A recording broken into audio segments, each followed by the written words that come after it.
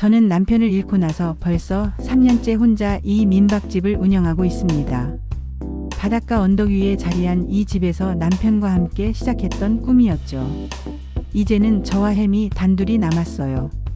혜미는 저희가 키우는 고양이입니다. 3살 된 암컷이죠. 예전에는 정말 사람 좋아하는 아이였어요. 민박에 오시는 손님들 발치에서 배를 드러내며 애교를 부리고 저녁이면 제 무릎 위에 올라와 가르릉거리며 잠들곤 했어요.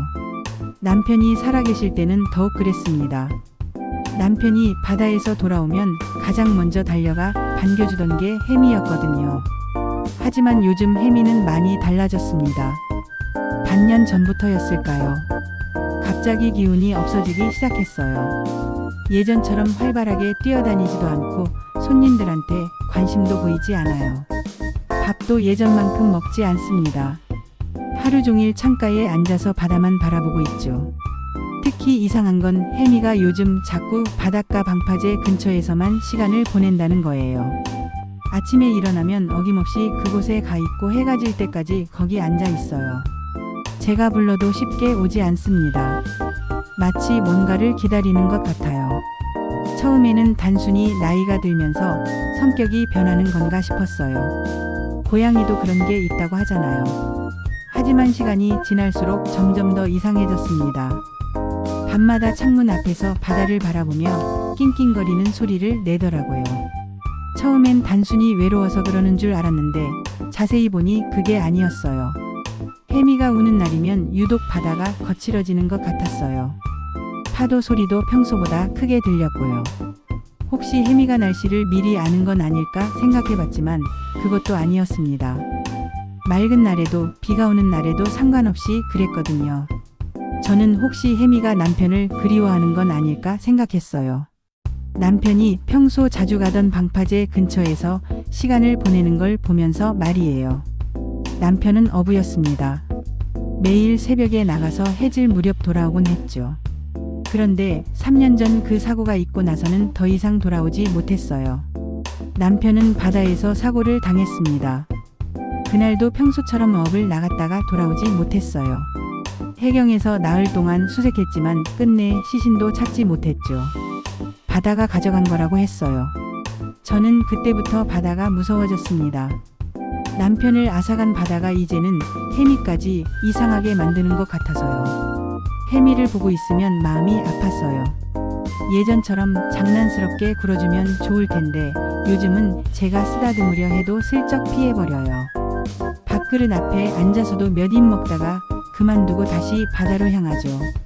수의사 선생님께도 데려가 봤는데 특별한 이상은 없다고 했어요. 다만 스트레스를 받는 것 같다고 하더라고요.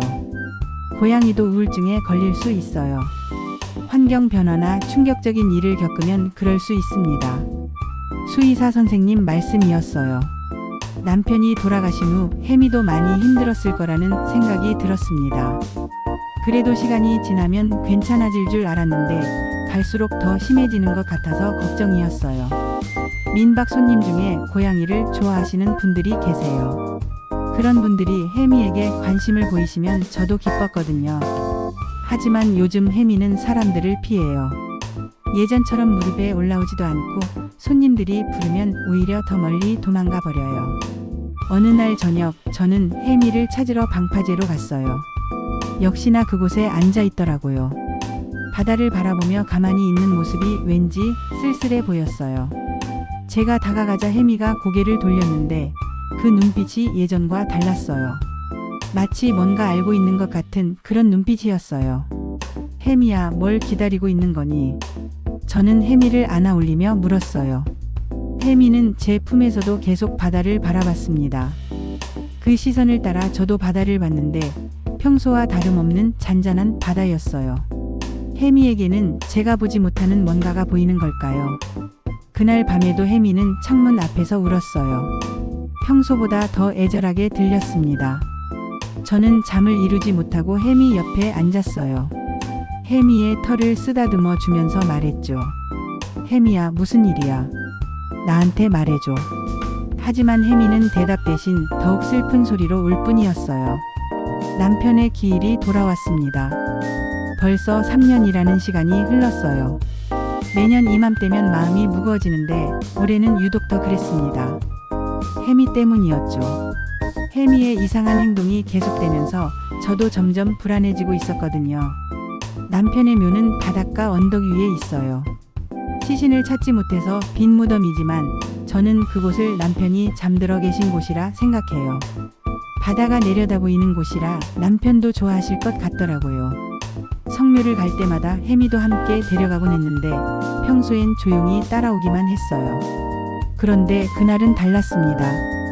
묘지에 도착하자마자 혜미의 행동이 이상해지기 시작했어요. 평소엔 제 곁에 얌전히 앉아있던 혜미가 갑자기 불안해하더라고요.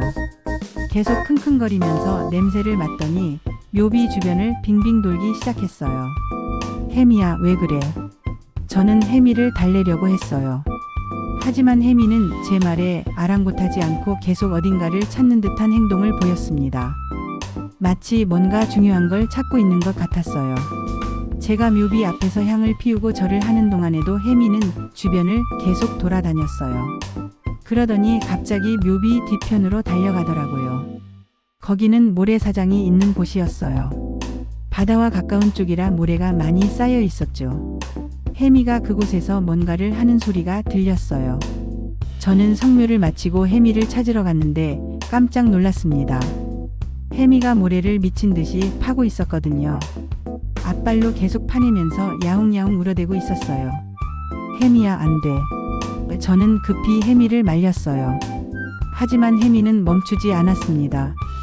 평소엔 제 말을 잘 듣던 혜미가 완전히 다른 모습이었어요. 눈빛도 이상했어요. 마치 무언가에 홀린 것처럼 보였거든요.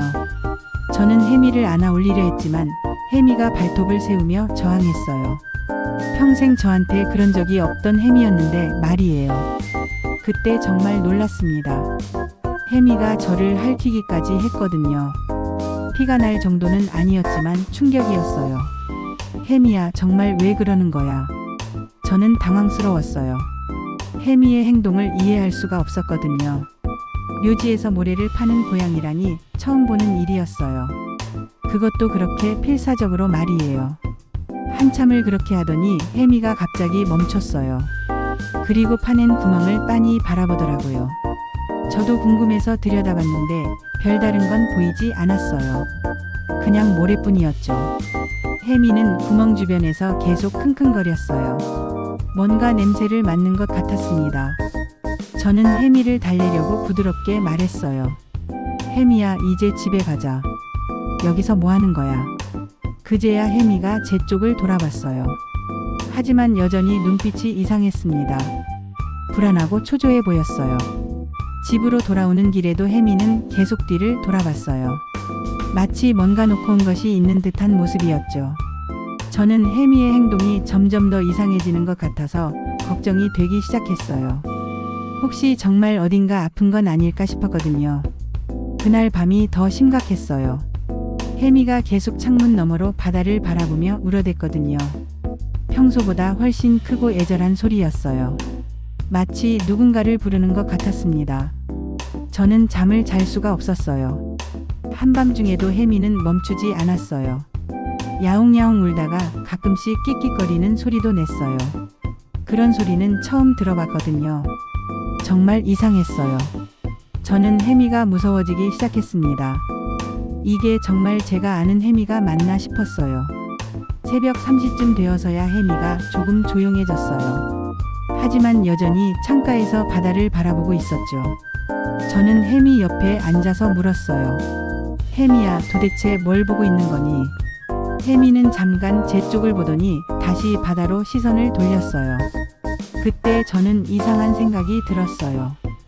혹시 혜미가 무덤 뒤에서 뭔가를 찾고 있었던 건 아닐까? 그냥 장난으로 모래를 판 게 아니라 정말 뭔가가 거기 있다고 생각하는 건 아닐까 말이에요.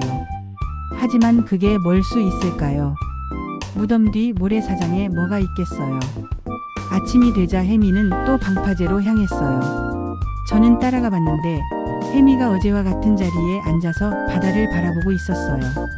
하지만 평소와는 다른 모습이었어요. 더 집중하고 있는 것 같았거든요. 마치 뭔가를 간절히 기다리는 것처럼 말이에요. 저는 그날 온종일 혜미를 지켜봤어요. 혜미의 행동을 이해해 보려고 했죠. 하지만 여전히 알 수 없었어요. 다만 한 가지 확실한 건 혜미가 평범한 고양이의 행동을 보이는 게 아니라는 거였어요. 뭔가 특별한 이유가 있을 것 같았습니다. 다음 날 아침 일찍 어촌계장 박태식 씨가 민박집으로 찾아오셨어요. 박태식 씨는 저희 마을에서 오래 살아온 분이시고 남편과도 친하셨던 분이에요. 어업 관련 일로 자주 상의하러 오셨던 분이죠. 정화 씨, 안녕하세요. 박태식 씨가 현관에서 인사하셨어요. 평소보다 표정이 좀 굳어 보였어요. 어제 묘지에서 있었던 일 들었는데요. 저는 깜짝 놀랐어요. 어제 일을 누가 봤나 봅니다. 아, 혜미가 좀 이상하게 굴어서요. 갑자기 모래를 파더라고요. 박태식 씨의 표정이 더욱 굳어지더라고요. 잠시 말이 없으시더니 조심스럽게 물으셨어요. 어느 쪽 모래를 팠나요? 묘비 뒤편이요. 바다 쪽 모래사장 있잖아요. 제가 대답하자 박태식 씨가 한숨을 쉬셨어요. 정화 씨, 제 말 잘 들으세요. 박태식 씨가 진지하게 말씀하시더라고요. 그쪽은 괜히 건드리지 마세요. 아무것도 아닌 일일 수도 있지만 굳이 파볼 필요는 없어요. 저는 박태식 씨의 반응이 이상하다고 생각했어요. 단순히 고양이가 모래를 판 일인데 왜 그렇게 말씀하시는 걸까요? 무슨 특별한 이유라도 있나요? 아니에요. 그냥 묘지 주변은 함부로 건드리는 게 아니잖아요. 박태식 씨가 얼버무리듯 말씀하셨어요. 하지만 뭔가 숨기는 것 같았어요. 그때 마침 민박에 투숙 중이던 가영 씨가 나타났어요. 가영 씨는 서울에서 내려온 작가분이에요. 이곳에서 소설 구상을 하신다며 일주일째 묵고 계셨죠. 평소에도 마을 이야기에 관심이 많으셨거든요. 안녕하세요. 무슨 일인가요? 가영 씨가 물으셨어요. 저는 어제 있었던 혜미 이야기를 간단히 해드렸어요. 가영 씨가 흥미롭다는 표정을 지으시더라고요. 와, 정말 신기하네요. 고양이가 그런 행동을 보인다는 건 뭔가 의미가 있을 것 같은데요. 박태식 씨가 불편한 표정을 지으셨어요. 요즘 젊은 사람들은 뭐든 신기하다고 하네요. 그냥 고양이가 장난친 거 아닌가요? 하지만 정화 씨 말로는 평소와 완전히 다른 행동이었다고 하잖아요. 가영 씨가 반박하셨어요. 그것도 하필 그 자리에서요. 우연이라고 하기엔 좀 이상하지 않나요? 박태식 씨가 점점 더 불편해 하시는 게 눈에 보였어요. 아무튼 괜한 일에 신경 쓰지 마세요. 정화 씨도 민박 운영하기도 바쁠 텐데요. 그렇게 말씀하시고는 서둘러 돌아가셨어요. 저는 박태식 씨의 반응이 계속 신경 쓰였어요. 평소에는 친절하고 자상하신 분인데 오늘은 왜 그렇게 예민하게 반응하시는 걸까요? 가영 씨도 똑같은 생각이셨나 봅니다. 뭔가 이상하지 않나요? 저렇게 반응할 일인가요? 저도 그래요. 평소 박태식 씨 같지 않았어요. 저는 솔직하게 대답했어요. 가영 씨가 생각에 잠기시더니 말씀하셨어요. 혹시 그쪽에 정말 뭔가 묻혀 있는 건 아닐까요? 박태식 씨가 알고 있는 뭔가 말이에요. 설마요. 그냥 바닷가 모래사장인데요. 저는 고개를 저었어요. 하지만 혜미의 행동을 보면 분명히 뭔가 있어 보여요. 가영 씨가 확신에 찬 목소리로 말씀하셨어요. 동물의 감각은 사람보다 훨씬 예민하거든요. 특히 고양이는 더 그래요. 저는 가영 씨 말에 일리가 있다고 생각했어요. 혜미가 그렇게 필사적으로 모래를 팠다는 건 분명히 이유가 있을 거예요. 단순한 장난이라면 제가 말렸을 때 그만뒀을 텐데 그때는 정말 제 말을 무시하고 계속 팠거든요. 그럼 한번 확인해 볼까요? 가영 씨가 제안하셨어요. 확인한다는 게 뭐요? 저는 조심스럽게 물었어요. 그 자리를 좀 더 자세히 살펴보는 거예요. 혜미가 판 자리 주변을 말이에요. 가영 씨의 눈빛이 반짝였어요. 작가로서 정말 궁금해요. 분명히 흥미로운 이야기가 숨어 있을 것 같거든요. 저는 망설였어요. 박태식 씨가 그러지 말라고 했는데 굳이 그럴 필요가 있을까 싶었거든요. 하지만 한편으론 혜미의 행동이 계속 궁금했어요. 하지만 혹시 정말 안 좋은 일이 생기면 어떡해요? 제가 걱정스럽게 말했어요. 무슨 안 좋은 일이요? 그냥 모래 좀 파보는 건데요. 가영 씨가 웃으시며 말씀하셨어요. 설마 거기서 뭐가 나오겠어요? 그때 혜미가 나타났어요. 어김없이 방파제 쪽으로 향하고 있었죠. 저는 혜미를 따라가 봤어요. 가영 씨도 호기심 어린 표정으로 따라오셨고요. 혜미는 역시 같은 자리에서 바다를 바라보고 있었어요. 하지만 오늘은 어제와 조금 다른 모습이었어요. 더 불안해 보였거든요. 가끔씩 뒤돌아보면서 누군가 오기를 기다리는 것 같았어요. 정말 신기해요. 가영 씨가 감탄하셨어요. 저런 모습은 처음 봐요. 저도 혜미를 유심히 봤어요. 평소와는 정말 다른 모습이었어요. 뭔가 간절한 마음이 느껴졌거든요. 마치 저한테 뭔가를 말하려고 하는 것 같았어요. 혜미야, 뭘 말하려는 거니? 저는 혜미에게 물었어요. 혜미가 제 쪽을 보더니 야응하고 한번 울었어요. 그리고 다시 바다를 바라봤죠. 가영 씨가 말씀하셨어요. 정화 씨, 저는 정말로 한번 확인해 보는 게 좋을 것 같아요. 혜미가 이렇게 행동하는 데는 분명한 이유가 있을 거예요. 저는 고민이 되었어요. 박태식 씨 말도 무시할 수 없고 하지만 혜미의 행동도 그냥 넘길 수 없었거든요. 어떻게 해야 할까 고민하는 저를 보며 가영 씨가 다시 말씀하셨어요. 걱정 마세요. 제가 함께 할 테니까요. 혹시 무슨 일이 생겨도 제가 책임질게요. 저는 결국 고개를 끄덕였어요. 혜미의 행동이 너무 궁금했거든요. 그리고 가영 씨 말이 맞는 것 같았어요. 동물의 감각을 무시하면 안 될 것 같다는 생각이 들었습니다. 다음 날 아침, 저는 가영 씨와 함께 묘지로 향했어요. 혜미도 따라왔죠. 혜미는 어제보다도 더 적극적으로 앞장서서 걸어갔어요. 마치 저희를 안내하는 것 같았습니다. 묘지에 도착하자 혜미는 곧바로 어제 모래를 팠던 자리로 달려갔어요. 그리고 다시 킁킁거리며 냄새를 맡더라고요. 저는 그 모습을 보면서 확신했어요. 혜미가 정말 뭔가를 찾고 있구나. 역시 이 자리네요. 가영 씨가 무릎을 꿇고 모래를 살펴보셨어요. 혜미가 어제 판 흔적이 아직 남아있네요. 저도 자세히 봤어요. 확실히 다른 곳과는 모래 색깔이 조금 달랐어요. 혜미가 판 곳은 모래가 좀 더 거무스름했거든요. 우리 한번 파볼까요? 가영 씨가 물으셨어요. 저는 잠깐 망설였어요. 박태식 씨 말이 계속 머릿속에 맴돌았거든요. 하지만 혜미가 다시 그 자리를 파기 시작하는 걸 보니 더 이상 망설일 수 없었어요. 네, 파봐요. 저는 결심했습니다. 가영 씨가 준비해온 작은 삽으로 조심스럽게 모래를 파기 시작했어요. 저도 옆에서 도왔죠. 혜미는 저희 옆에서 흥미진진하게 지켜보고 있었어요. 처음에는 별다른 게 나오지 않았어요. 그냥 평범한 모래였죠. 하지만 30cm 정도 파내려갔을 때 삽에 뭔가 딱딱한 게 걸렸어요. 뭔가 있어요. 가영 씨가 흥분해서 말씀하셨어요. 저도 긴장되기 시작했어요. 정말 뭔가 묻혀 있는 걸까요? 가영 씨가 더 조심스럽게 파내려 가시는데 점점 뭔가의 모양이 드러나기 시작했어요. 그런데 그때 누군가 저희를 부르는 소리가 들렸어요. 돌아보니 마을 어부 몇 분이 오시고 있었어요. 박태식 씨도 함께 계셨고요. 거기서 뭐 하고 있는 거요? 박태식 씨가 소리치셨어요. 얼굴이 창백해 보였어요. 저는 당황했어요. 저희가. 아니, 어제 그러지 말라고 했잖아요. 박태식 씨가 화를 내셨어요.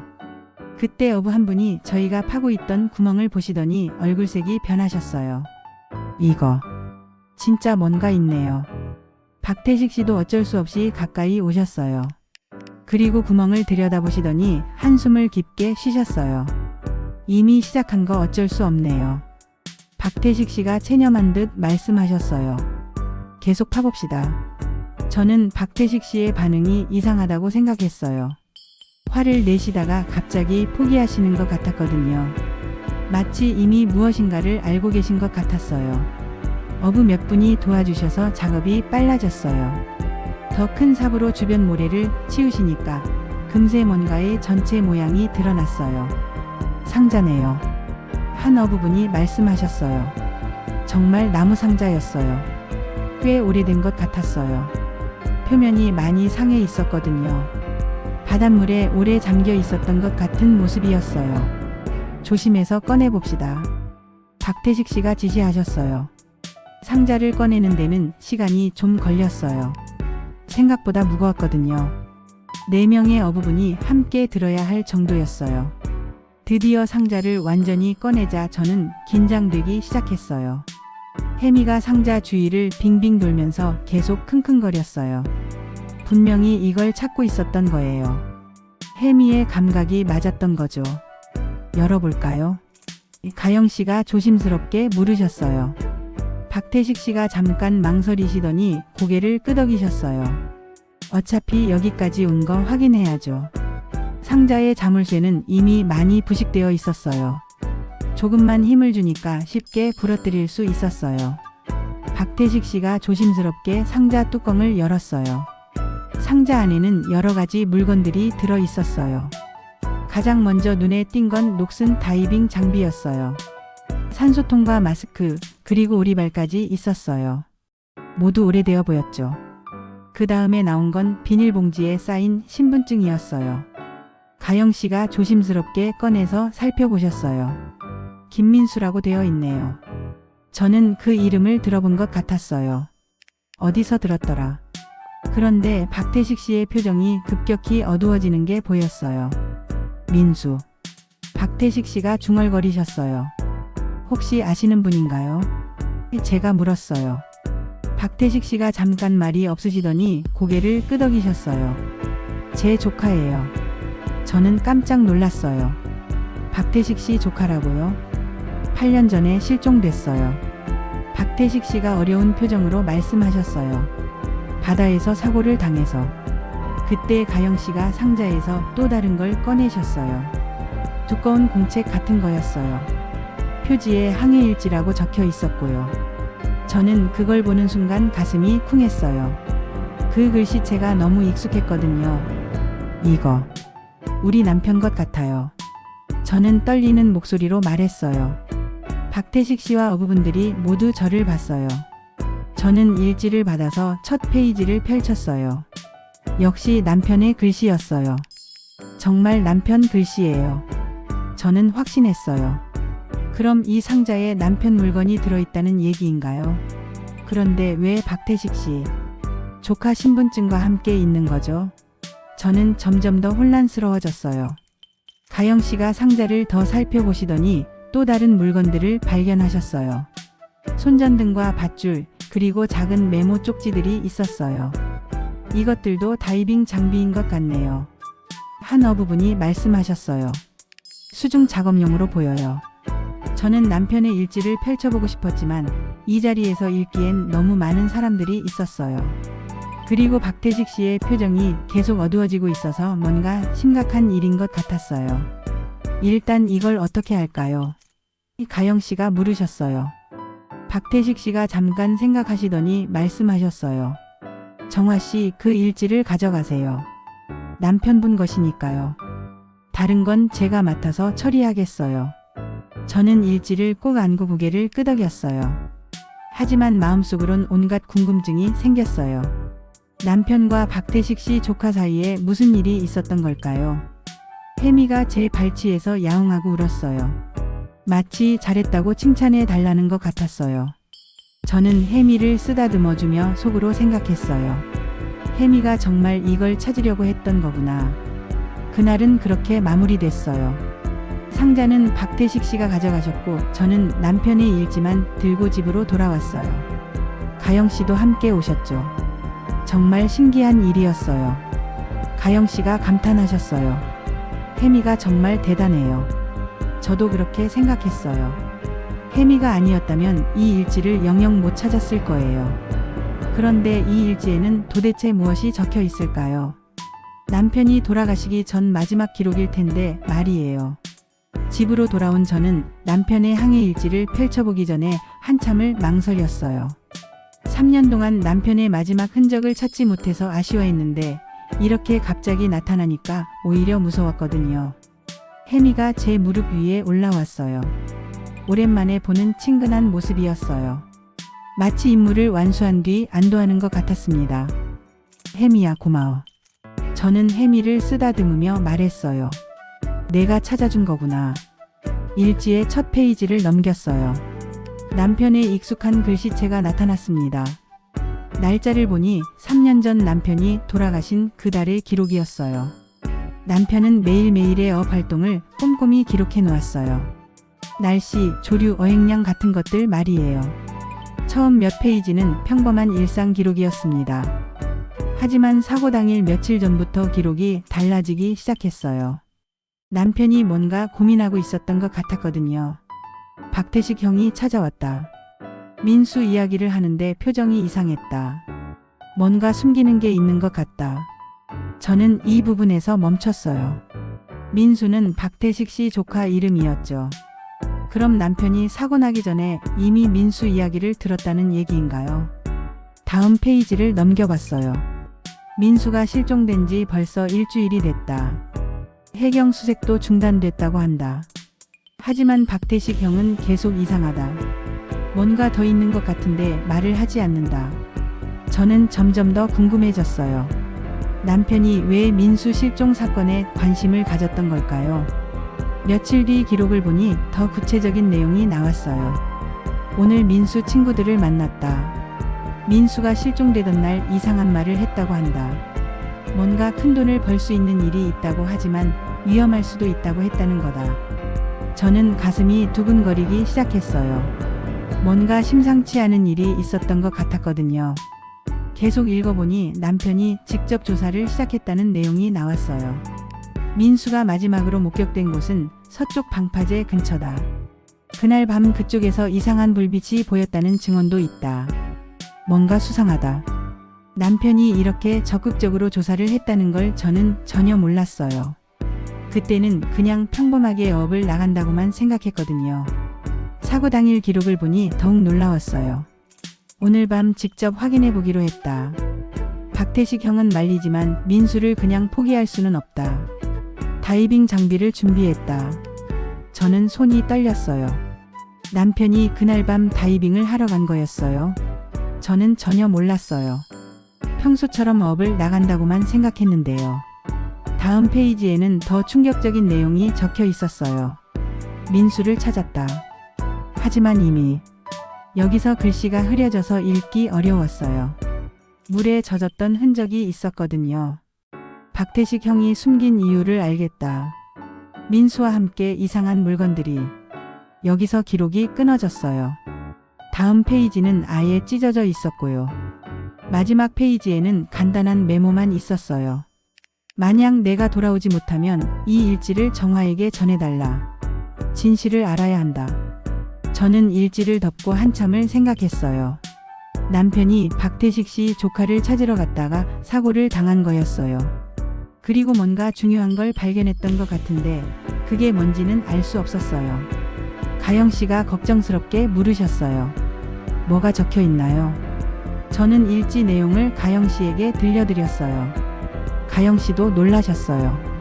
그럼 남편분이 조카분을 구하려다가 가영 씨가 말을 잇지 못하셨어요. 그런 것 같아요.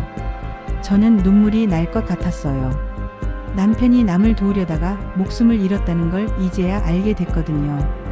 혜미가 제 손등을 할아줬어요. 마치 위로해주는 것 같았어요. 하지만 이상해요. 가영 씨가 말씀하셨어요. 박태식 씨가 왜 이 사실을 숨겼을까요? 저도 같은 생각이었어요. 남편이 조카를 구하려다가 희생됐다면 박태식 씨가 더 고마워해야 하는 거 아닌가요? 왜 숨겼을까요? 일지에서 말하는 이상한 물건들이 뭘까요? 가영 씨가 궁금해하셨어요. 저도 그게 제일 궁금했어요. 남편이 뭘 발견했던 걸까요? 그리고 그게 박태식 씨가 진실을 숨기는 이유와 관련이 있는 걸까요? 박태식 씨한테 직접 물어봐야겠어요. 저는 결심했어요. 가영 씨가 걱정스럽게 말씀하셨어요. 괜찮을까요? 박태식 씨가 좋아하지 않으실 것 같은데요. 하지만 알아야 해요. 저는 확고했어요. 남편이 왜 돌아가셨는지, 그리고 무엇을 발견했는지 알고 싶어요. 혜미가 야옹하고 울었어요. 마치 저를 응원하는 것 같았어요. 저는 혜미를 안아 올리며 말했어요. 혜미야, 우리 함께 진실을 찾아보자. 그날 밤 저는 일지를 다시 한번 천천히 읽어봤어요. 놓친 부분이 있나 싶어서요. 하지만 새로운 단서는 찾을 수 없었어요. 중요한 부분이 모두 손상되어 있었거든요. 하지만 한 가지는 확실했어요. 남편이 무언가 중요한 비밀을 발견했고 그 때문에 박태식 씨가 진실을 숨기고 있다는 거였어요. 그리고 혜미가 그 진실을 찾도록 저를 도왔다는 것도요. 다음날 아침 일찍 저는 박태식 씨를 찾아갔어요. 일지와 민수 씨 신분증을 가지고 말이에요. 가영 씨도 함께 오자고 하셨지만 이건 제가 혼자 해결해야 할 일이라고 생각했어요. 박태식 씨 집에 도착했을 때 박태식 씨는 마당에서 그물을 손질하고 계셨어요. 저를 보시더니 표정이 어두워지셨어요. 정화 씨, 무슨 일로 이렇게 일찍? 박태식 씨, 이야기할 게 있어요. 저는 일지를 꺼내 보였어요. 남편 일지를 읽어봤어요. 박태식 씨의 손이 멈췄어요. 그리고 깊은 한숨을 쉬셨죠. 집 안으로 들어가시죠. 박태식 씨가 조용히 말씀하셨어요. 집 안으로 들어가서 마주 앉았어요. 박태식 씨는 한참 동안 말씀을 안 하시더라고요. 저는 기다렸어요. 박태식 씨가 준비가 되면 말씀하실 거라고 생각했거든요. 정화 씨. 박태식 씨가 드디어 입을 여셨어요. 미안해요. 뭐가 미안하다는 건가요? 저는 조심스럽게 물었어요. 모든 걸 숨겼어요. 3년 동안 거짓말을 했어요. 박태식 씨의 목소리가 떨렸어요. 저는 가슴이 두근거렸어요. 드디어 진실을 들을 수 있는 건가요? 남편이 정말 민수를 찾으러 간 거예요. 제가 물었어요. 박태식 씨가 고개를 끄덕이셨어요. 그래요. 제가 말렸는데도 갔어요. 왜 말리셨어요? 박태식 씨가 얼굴을 손으로 가리셨어요. 그리고 한참 후에 말씀하셨어요. 민수가 나쁜 일에 연루됐었어요. 저는 숨을 멈췄어요. 나쁜 일이라뇨? 무슨 일이었나요? 저는 떨리는 목소리로 물었어요. 박태식 씨가 고개를 들어 저를 봤어요. 눈가가 빨갛게 되어 있었어요. 불법 잠수 작업이었어요. 박태식 씨가 어렵게 말씀하셨어요. 마을 어민 몇 명이 함께 했어요. 저는 깜짝 놀랐어요. 불법 잠수 작업이라뇨? 어떤 작업이었나요? 바다에 가라앉은 화물을 건져 올리는 일이었어요. 박태식 씨가 계속 말씀하셨어요. 정식 신고 없이 하는 거라 불법이었죠.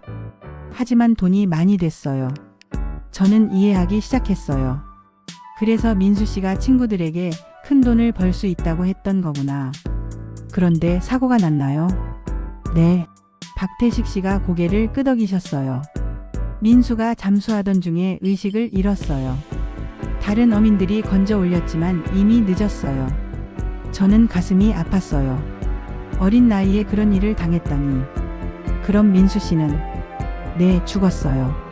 박태식 씨가 눈물을 흘리기 시작하셨어요. 제 조카를 제가 죽인 거나 마찬가지예요. 저는 뭐라고 말해야 할지 몰랐어요. 박태식 씨의 고통이 느껴졌거든요. 그런데 왜 신고하지 않으셨어요? 할 수 없었어요. 박태식 씨가 고개를 저으셨어요. 불법 작업이 드러나면 관련된 어민들이 모두 처벌받을 거였어요. 그럼 이 마을 업이 끝장나는 거예요. 저는 박태식 씨의 딜레마를 이해할 수 있었어요. 개인의 죄책감과 마을 전체의 생계 사이에서 고민했을 거예요. 그래서 민수를 바다에 수장시켰어요. 박태식 씨가 어렵게 말씀하셨어요. 하지만 그것도 죄였어요. 제대로 장례도 치러주지 못했으니까. 저는 이제 남편 이야기를 물어볼 차례라고 생각했어요. 그럼 남편은 어떻게 알게 됐나요? 남편분이 너무 집요하게 파고들었어요. 박태식 씨가 대답하셨어요. 민수 친구들을 만나서 이야기를 들어보고 직접 그 바다로 잠수를 하러 간 거예요. 그리고 민수를 찾았던 거고요. 네. 그런데 거기서 다른 것도 발견했어요. 박태식 씨의 목소리가 더욱 작아졌어요. 다른 것이 뭐였나요? 박태식 씨가 잠깐 망설이시더니 말씀하셨어요. 불법으로 건져 올린 화물의 일부였어요. 남편분이 그걸 보고 전체 상황을 이해한 거죠. 저는 남편이 얼마나 충격받았을지 상상할 수 있었어요. 마을 사람들이 불법 작업을 했고 그 과정에서 젊은이가 죽었다는 걸 알았을 거예요. 남편이 뭐라고 했나요? 처음엔 신고하겠다고 했어요. 박태식 씨가 말씀하셨어요. 하지만 제가 사정했어요. 마을 전체가 망하게 될 거라고. 그래서 남편분은 착하신 분이었어요. 박태식 씨가 눈물을 닦으셨어요. 결국 신고는 안 하겠다고 하셨어요. 대신 민수만은 제대로 모셔달라고 했어요. 저는 남편의 마음을 알 것 같았어요. 법적으로는 신고해야 하지만 마을 사람들을 생각해서 참았을 거예요. 그런데 사고는 어떻게? 박태식 씨가 더욱 슬픈 표정을 지으셨어요. 그날 밤 바다가 갑자기 거칠어졌어요. 남편분이 민수 시신을 함께 끌어올리려다가 조류에 휩쓸린 거예요. 저는 목이 메었어요. 남편이 끝까지 민수를 포기하지 않으려다가 그런 일을 당했다니. 제가 도우러 갔지만 이미 늦었어요. 박태식 씨가 계속 말씀하셨어요. 남편분도 민수도 파도에 휩쓸려 버렸어요. 그럼 지금까지. 네, 모든 걸 숨겼어요. 박태식 씨가 고개를 떨어뜨리셨어요. 남편분이 어업중 사고를 당했다고 거짓말을 했어요. 저는 복잡한 기분이었어요. 화가 나기도 하고 슬프기도 하고 그러면서도 박태식 씨를 이해할 수 있을 것 같기도 했어요. 3년 동안 얼마나 힘드셨을까요? 저는 조용히 말했어요. 박태식 씨가 놀라신 것 같았어요. 아마 제가 화를 낼 거라고 생각하셨나 봅니다. 정화 씨, 박태식 씨도 많이 괴로우셨을 거예요. 저는 진심으로 말했어요. 조카를 잃고 남편까지 그런 일을 당하고. 박태식 씨가 울기 시작하셨어요. 3년 동안 참았던 눈물이 터진 것 같았어요. 정말 미안해요, 정화 씨. 남편분이 조카를 구하려다가. 제 잘못이에요. 저는 박태식 씨 앞에 무릎을 꿇고 앉았어요. 그리고 박태식 씨 손을 잡았어요. 박태식 씨 잘못이 아니에요. 저는 확신을 가지고 말했어요. 남편이 그런 선택을 한 거예요. 남을 도우려고 한 거였어요. 박태식 씨가 저를 봤어요. 눈이 빨갛게 부어 있었어요. 남편이 그런 분이었어요. 저는 미소를 지었어요. 어려운 사람을 보면 그냥 지나치지 못하는 성격이었거든요.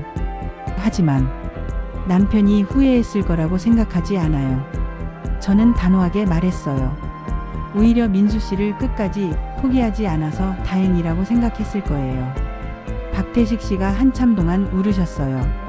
저도 같이 울었어요. 3년 동안 모르고 있던 진실을 알게 되니까 여러 가지 감정이 한꺼번에 밀려왔거든요. 그런데 박태식 씨, 제가 조심스럽게 물었어요. 민수 씨는 어디에 계신가요? 박태식 씨가 고개를 들었어요. 바다에서 떠내려온 지 며칠 뒤에 발견됐어요. 하지만 신원을 밝히지 않고 무연고자로 화장했어요. 그럼 지금은 유골함이 제 집에 있어요. 박태식 씨가 말씀하셨어요. 3년 동안 몰래 모시고 있었어요. 저는 가슴이 뭉클했어요. 박태식 씨도 나름대로 조카를 기리고 있었던 거였어요. 이제 어떻게 하시겠어요? 제가 물었어요. 박태식 씨가 잠깐 생각하시더니 말씀하셨어요. 정식으로 모시고 싶어요. 더 이상 숨기고 싶지 않아요. 좋은 생각이에요. 그리고 남편분 묘 옆에 모셔도 될까요? 박태식 씨가 조심스럽게 물으셨어요. 남편분이 민수를 구하려다가 함께 간 거니까. 저는 고개를 끄덕였어요. 남편도 좋아할 거예요. 박태식 씨가 안도의 표정을 지으셨어요. 감사해요, 정화 씨. 정말 고마워요. 저야말로 고맙죠. 저는 웃었어요. 진실을 알게 되어서요. 남편이 어떤 마음으로 그 일을 했는지 알 수 있어서요. 집으로 돌아오는 길에 저는 마음이 복잡했어요. 슬프기도 하고 뿌듯하기도 했어요. 남편이 남을 위해 희생했다는 걸 알게 되어서 자랑스럽기도 했고요. 혜미가 집 앞에서 기다리고 있었어요. 저를 보자 달려와서 다리에 비비는 거예요. 오랜만에 보는 애교였어요. 혜미야 고마워. 저는 혜미를 안아 올렸어요. 내가 진실을 찾아준 거구나. 혜미가 가르릉거리며 울었어요. 정말 오랜만에 듣는 소리였어요. 가영씨가 궁금해하며 물으셨어요. 어떻게 됐어요? 저는 가영씨에게 모든 이야기를 들려드렸어요. 가영씨도 놀라셨어요. 정말 대단한 이야기네요. 가영씨가 감탄하셨어요. 혜미가 정말 영리해요. 혜미가 아니었다면 영영물을 뻔했어요. 저는 혜미를 쓰다듬었어요. 그날 저녁 박태식 씨가 다른 어부분들과 함께 찾아오셨어요. 모두 죄송하다며 사과하셨어요. 불법 작업에 참여했던 분들이었어요. 저희가 잘못했어요. 한 어부분이 말씀하셨어요. 돈에 눈이 멀어서 그런 일을 했어요. 남편분까지 그런 일을 당하게 해서 정말 죄송해요. 다른 분도 고개를 숙이셨어요. 저는 그분들을 보며 말했어요. 이제라도 진실을 말씀해 주셔서 고마워요. 남편도 이해했을 거예요. 그분들이 안도의 표정을 지으셨어요. 아마 3년 동안 죄책감에 시달렸을 거예요. 내일 민수 유고를 모시는 거 도와드릴게요. 한 분이 말씀하셨어요. 저희도 함께 하겠어요. 다른 분들도 동의하셨어요. 그렇게 해서 내일 민수 씨를 정식으로 모시기로 했어요. 남편 묘 옆에 말이에요. 그날 밤 혜미는 오랜만에 제 무릎에서 잠들었어요. 평온한 표정이었어요. 마치 모든 일이 해결되어서 만족하는 것 같았어요. 저도 마음이 한결 가벼워졌어요. 3년 동안 몰랐던 진실을 알게 되었고 남편이 어떤 마음으로 그 일을 했는지도 이해할 수 있게 되었거든요. 다음 날 아침 온 마을 사람들이 모였어요. 박태식 씨가 민수 씨 유골함을 들고 나오셨는데 정말 정성스럽게 준비하신 것 같았어요. 하얀 천으로 정중하게 쌓여 있었거든요. 3년 동안 잘못된 방식으로 모셔서 죄송합니다. 박태식 씨가 유골함을 들고 모든 분들에게 사과하셨어요. 마을 사람들도 모두 숙연한 표정이었어요. 민수 씨를 기억하시는 분들이 많았거든요. 어렸을 때부터 함께 자란 아이였으니까요. 저는 혜미를 안고 함께 묘지로 향했어요. 혜미도 조용했어요. 마치 오늘이 특별한 날이라는 걸 아는 것 같았어요. 남편 묘에 도착하자 박태식 씨가 무릎을 꿇고 앉으셨어요. 그리고 유골함을 남편 묘비 앞에 놓으셨어요. 형님, 죄송합니다. 박태식 씨가 남편 묘비에 대고 말씀하셨어요. 민수를 구하려다가 이런 일을 당하게 해서요. 저는 박태식 씨 옆에 앉았어요. 남편이 들었을 거예요.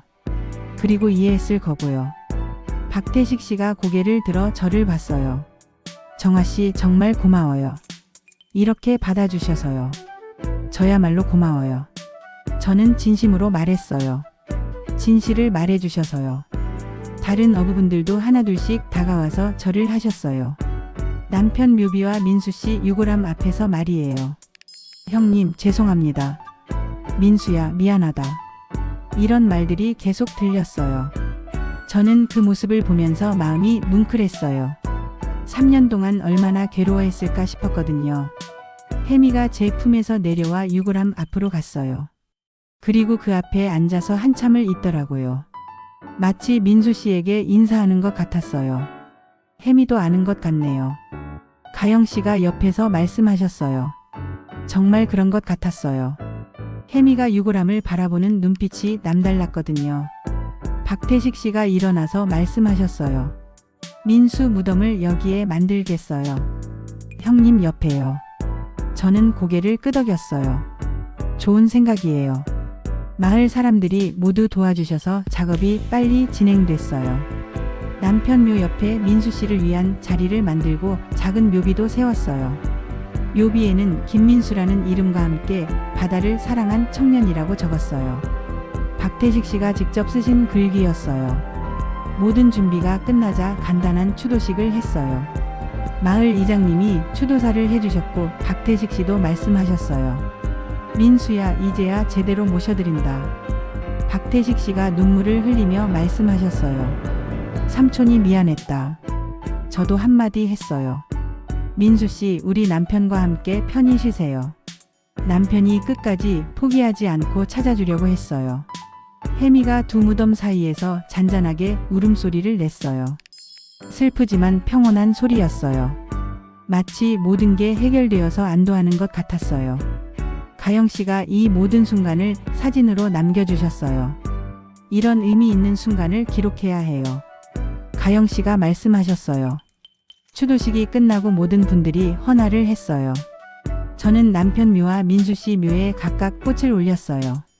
이제 함께 계시니까 외롭지 않을 거예요. 저는 두 무덤을 보며 말했어요. 박태식 씨가 제 옆에 오셔서 말씀하셨어요.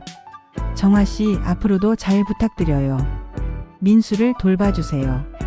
당연히 돌봐드릴게요. 저는 웃으며 대답했어요. 이제 가족이잖아요. 박태식 씨가 고개를 끄덕이셨어요.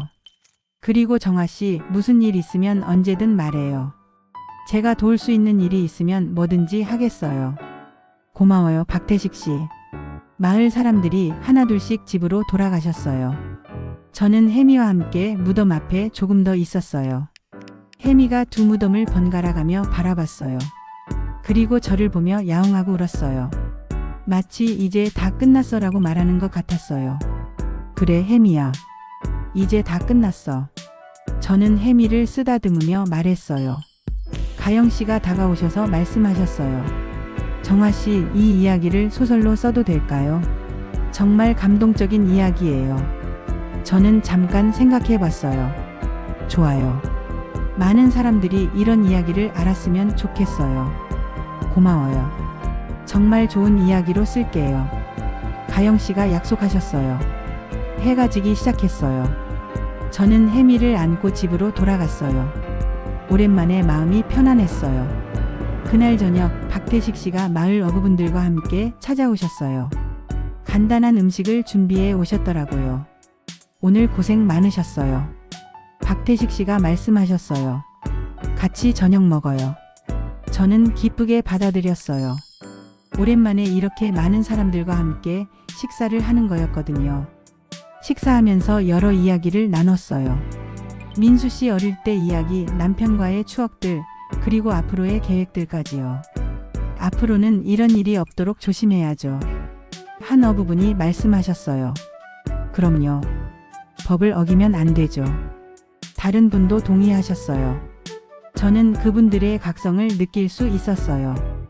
이번 일을 통해서 많이 반성하신 것 같았어요. 혜미도 오랜만에 사람들 사이를 돌아다니며 애교를 부렸어요. 예전 모습으로 돌아온 것 같아서 기뻤어요. 혜미가 정말 영리해요. 박태식 씨가 혜미를 쓰다듬으며 말씀하셨어요. 이 모든 걸 혜미가 찾아낸 거니까요. 혜미 덕분이에요. 저는 자랑스럽게 말했어요. 그날 밤 모든 분들이 돌아가시고 나서 저는 혜미와 함께 바닷가로 나갔어요. 달빛이 바다를 비추고 있었어요. 혜미가 방파제에 앉아서 바다를 바라봤어요. 하지만 예전과는 다른 모습이었어요. 더 이상 무언가를 기다리지 않는 것 같았어요. 혜미야, 이제 마음이 편하지? 저는 혜미에게 물었어요. 혜미가 저를 보며 가르릉거렸어요. 정말 오랜만에 듣는 행복한 소리였어요. 저도 마음이 편해졌어요. 3년 동안 품고 있던 의문들이 모두 해결되었거든요. 그리고 남편이 얼마나 훌륭한 사람이었는지 다시 한번 확인할 수 있었고요. 며칠이 지나고 민수 씨 묘비 제막식을 했어요. 박태식 씨가 정성스럽게 준비하신 검은색 화강암 묘비였어요. 남편 묘비와 비슷한 크기로 만드셨더라고요. 이제 제대로 된 집이 생겼구나. 박태식 씨가 묘비를 쓰다듬으며 말씀하셨어요. 마을 사람들이 모두 와서 헌화를 해주셨어요. 민수 씨를 기억하는 분들뿐만 아니라 어린 학생들도 와서 꽃을 올려드렸어요. 혜미는 그 모든 과정을 조용히 지켜봤어요. 두 무덤 사이에 앉아서 말이에요. 마치 남편과 민수 씨를 지키는 수호신 같았어요. 혜미가 정말 신기해요. 마을 이장님이 말씀하셨어요. 어떻게 저런 걸 알 수 있었을까요? 동물의 직감은 사람보다 뛰어나니까요. 가영 씨가 대답하셨어요. 특히 고양이는 더 그렇다고 하잖아요. 저도 그렇게 생각했어요. 혜미가 평범한 고양이가 아니라는 걸 이번 일로 확실히 알게 됐거든요. 제막식이 끝나고 모든 분들이 돌아가신 후 저는 혜미와 함께 무덤 앞에 남았어요. 혜미가 민수 씨 묘비를 킁킁거리며 냄새를 맡더라고요. 민수 씨 냄새가 나니? 저는 혜미에게 물었어요. 혜미가 저를 보며 조용히 울었어요. 예전처럼 애절한 소리가 아니라 만족스러운 소리였어요. 그때 박태식 씨가 뒤에서 나타나셨어요. 정화 씨 아직 계셨네요. 네, 혜미와 함께 좀 더 있으려고요. 박태식 씨가 무덤 앞에 앉으셨어요. 정화 씨 정말 고마워요. 덕분에 민수를 제대로 모실 수 있게 됐어요. 저야말로 고마워요. 저는 진심으로 말했어요. 남편이 어떻게 돌아가셨는지 알게 되어서요. 형님이 정말 훌륭한 분이었어요. 박태식 씨가 남편 묘비를 바라보며 말씀하셨어요. 끝까지 민수를 포기하지 않으셨으니까요. 저는 남편이 자랑스러웠어요. 어려움에 처한 사람을 도우려다가 목숨을 잃었지만 후회하지 않았을 거라고 확신했거든요. 혜미가 갑자기 일어나서 바다 쪽으로 걸어갔어요. 저는 따라갔어요. 혜미가 어디로 가는지 궁금했거든요. 혜미는 평소 자주 가던 방파제에 앉았어요. 하지만 예전과는 다른 모습이었어요. 불안해하거나 무언가를 기다리는 것 같지 않았어요. 그냥 평온하게 바다를 바라보고 있었어요. 이제 마음이 편해진 것 같네요. 박태식 씨가 말씀하셨어요. 정말 그런 것 같아요. 저도 동의했어요. 혜미가 저희를 돌아보며 야옹하고 울었어요. 그리고 다시 바다를 바라봤죠.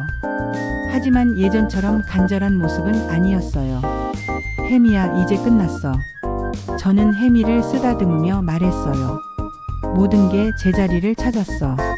혜미가 제 손에 머리를 비비며 가르릉거렸어요. 정말 오랜만에 들어보는 행복한 소리였어요. 그날 저녁 민박집으로 돌아와서 저는 혜미와 함께 저녁을 먹었어요. 혜미가 오랜만에 밥을 다 먹었어요. 몇 달 만에 보는 모습이었어요. 혜미야, 배고팠구나. 저는 기뻐하며 말했어요. 혜미가 밥그릇을 다 비우고 나서 제 무릎 위에 올라왔어요. 그리고 가르릉거리며 잠들었어요. 정말 평온한 표정이었어요. 가영 씨가 작업하시던 원고를 보여주셨어요. 거의 다 썼어요. 정말 좋은 이야기가 됐어요. 저는 원고를 읽어봤어요. 가영 씨가 저희 이야기를 정말 잘 써주셨더라고요. 혜미의 역할도 빠뜨리지 않고 넣어주셨고요. 혜미가 주인공이네요. 저는 웃으며 말했어요. 당연하죠. 혜미가 없었다면 이 모든 일이 일어나지 않았을 테니까요. 가영 씨가 대답하셨어요. 며칠 후 가영 씨가 서울로 돌아가시는 날이 왔어요. 일주일 예정이었던 체류가 보름으로 늘어났었거든요. 정말 좋은 시간이었어요. 가영 씨가 인사하시며 말씀하셨어요. 이런 체험을 할 수 있어서 행운이었어요. 저야말로 고마워요. 저는 진심으로 말했어요. 가영 씨가 없었다면 진실을 찾지 못했을 거예요. 가영 씨가 혜미를 쓰다듬으며 말씀하셨어요. 혜미야, 고마워. 내가 진짜 영웅이야. 혜미가 가영 씨에게 애교를 부렸어요. 오랜만에 보는 사교적인 모습이었어요. 가영 씨가 떠나신 후 저는 혜미와 함께 다시 무덤으로 갔어요. 매일 가는 게 습관이 되었거든요. 혜미는 두 무덤 앞에서 잠깐 앉아 있다가 바다 쪽으로 향했어요. 하지만 이제는 달랐어요. 무언가를 기다리거나 찾는 것 같지 않았어요. 혜미야, 이제 정말 평온해졌구나. 저는 감쪽같이 말했어요. 혜미가 저를 보며 눈을 깜빡였어요. 고양이의 인사법이라고 하잖아요. 저도 혜미에게 윙크를 해줬어요. 그날 밤 저는 남편의 항해 일지를 마지막으로 읽어봤어요. 이제는 슬프지 않았어요. 오히려 남편이 자랑스러웠거든요. 일지 마지막 페이지에 있던 남편의 메시지를 다시 읽었어요. 만약 내가 돌아오지 못하면 이 일지를 정화에게 전해달라. 진실을 알아야 한다. 남편의 바람이 이루어진 거였어요. 비록 3년이나 늦었지만 결국 진실을 알게 되었으니까요. 혜미가 제 옆에 와서 앉았어요. 그리고 일지를 바라보더라고요. 마치 남편을 기억하는 것 같았어요. 혜미야, 우리 남편이 좋은 사람이었지? 저는 혜미에게 물었어요. 혜미가 야옹하고 대답했어요. 그리고 제 손을 할아줬어요. 며칠이 더 지나자 혜미는 완전히 예전 모습으로 돌아왔어요. 민박 손님들에게 애교를 부리고 밤에는 제 무릎에서 잠들었어요. 어느 날 아침 새로운 민박 손님이 오셨어요. 서울에서 내려온 부부분이었는데 고양이를 정말 좋아하시더라고요. 고양이가 정말 예쁘네요. 부인분이 혜미를 보며 말씀하셨어요. 이름이 혜미예요. 저는 자랑스럽게 소개했어요. 정말 똑똑한 고양이거든요. 어떻게 똑똑한가요? 남편분이 궁금해 하셨어요. 저는 혜미가 어떻게 진실을 찾아내는데 도움을 줬는지 간단히 말씀드렸어요. 부부분이 깜짝 놀라셨어요. 정말 신기한 이야기네요. 부인분이 감탄하셨어요. 혜미가 정말 특별한 고양이구나. 혜미가 마치 자신의 이야기를 듣고 있다는 걸 아는 것처럼 가슴을 쭉 펴고 앉아 있었어요. 정말 자랑스러워하는 것 같았어요. 그날 오후 저는 혜미와 함께 바닷가 산책을 했어요. 혜미가 모래사장을 뛰어다니는 모습을 본 지 정말 오래됐거든요. 혜미가 파도가 밀려오는 곳에서 장난을 치며 놀았어요. 물에 발을 담그기도 하고 개를 쫓아다니기도 했어요. 정말 오랜만에 보는 활기찬 모습이었어요. 혜미야, 이제 정말 행복해 보인다. 저는 미소를 지으며 말했어요. 혜미가 저에게 달려와서 다리에 몸을 비비며 애교를 부렸어요.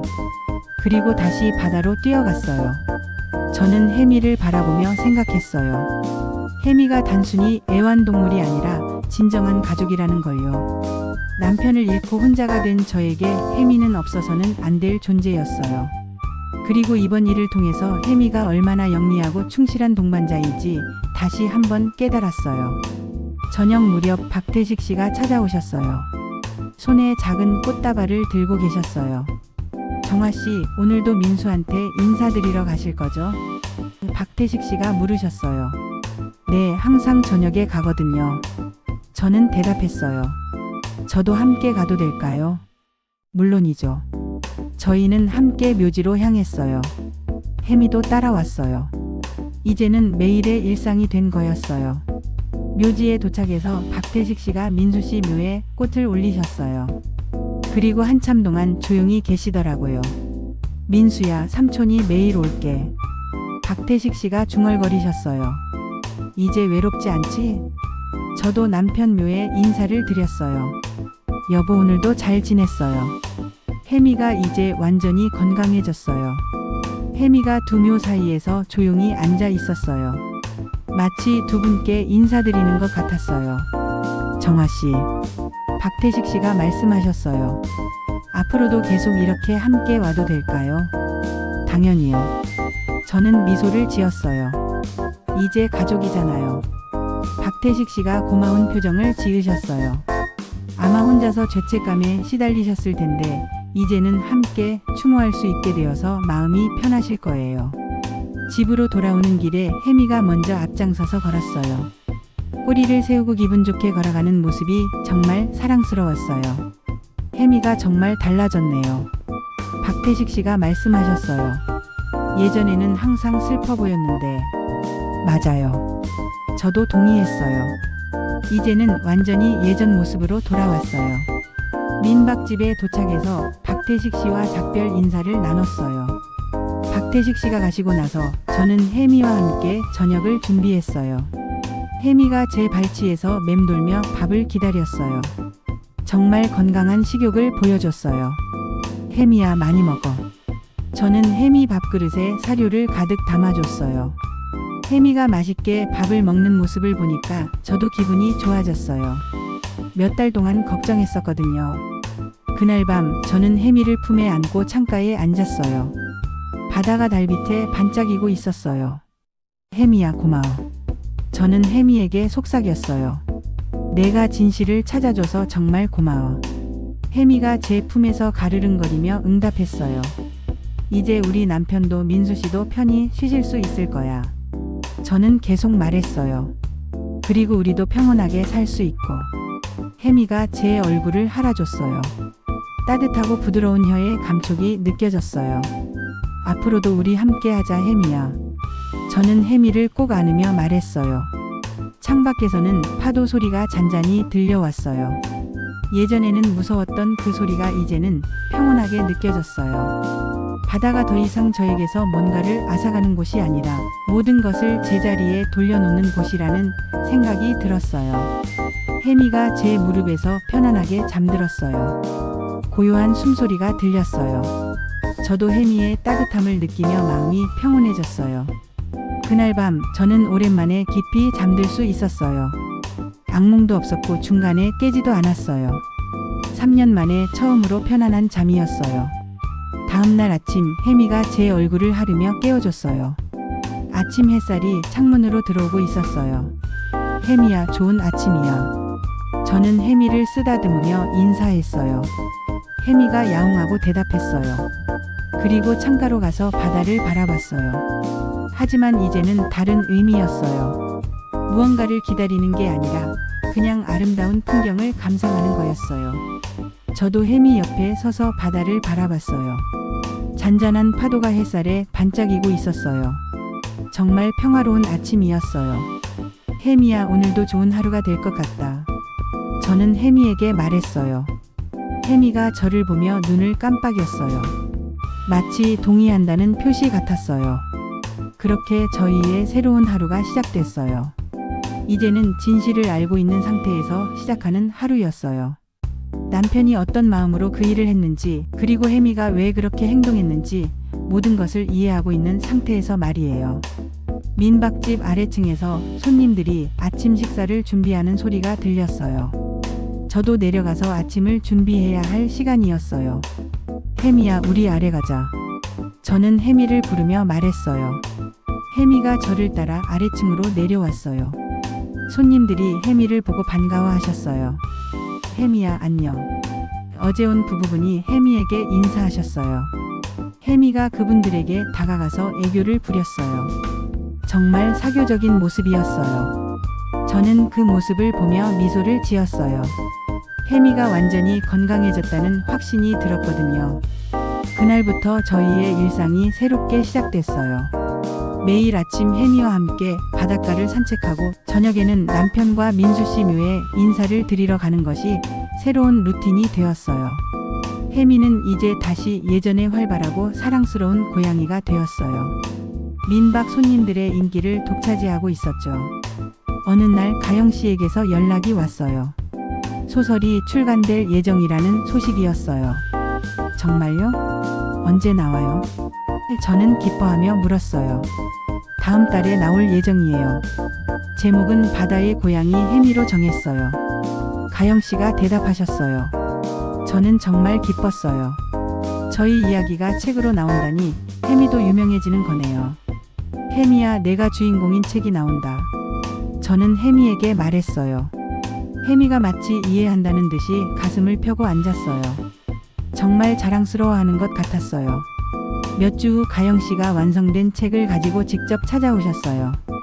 표지에는 바다를 바라보는 고양이 그림이 그려져 있었어요. 정말 혜미를 닮았더라고요. 와, 정말 혜미 같아요. 저는 감탄하며 말했어요. 작가님이 혜미 사진을 보고 직접 그려주셨어요. 가영씨가 설명하셨어요. 저는 책을 펼쳐서 읽어봤어요. 저희 이야기가 정말 감동적으로 쓰여 있었어요. 혜미의 역할도 제대로 부각되어 있었고요. 정말 잘 써주셨어요. 저는 진심으로 감사했어요. 혜미도 책을 킁킁거리며 냄새를 맡았어요. 마치 자신의 책이라는 걸 아는 것 같았어요. 그날 저녁 박태식 씨도 오셔서 함께 책을 봤어요. 박태식 씨도 감동받으신 것 같았어요. 이제 많은 사람들이 이 이야기를 알게 되겠네요. 박태식 씨가 말씀하셨어요. 좋은 일이에요. 저는 답했어요. 진실이 알려지는 거니까요. 몇 달이 지나자 책이 인기를 끌기 시작했어요. 저희 민박집에도 책을 읽고 온 손님들이 늘어났어요. 혜미를 실제로 보고 싶어서 왔어요. 어떤 손님이 말씀하셨어요. 혜미는 완전히 스타가 된 기분이었어요. 모든 손님들의 관심을 받으며 행복해했어요. 어느 날 아침 저는 혜미와 함께 남편과 민수 씨 묘에 갔어요. 평소처럼 인사를 드리러 말이에요. 혜미가 두 묘 앞에서 조용히 앉아 있었어요. 더 이상 슬프거나 불안해하지 않았어요. 그저 편안하게 있을 뿐이었어요. 여보 민수 씨. 저는 두 묘비에 대고 말했어요. 혜미가 정말 행복해했어요. 그리고 많은 사람들이 이 이야기를 알게 됐어요. 바람이 불어와서 제 머리카락을 살랑거렸어요. 마치 남편이 대답하는 것 같았어요.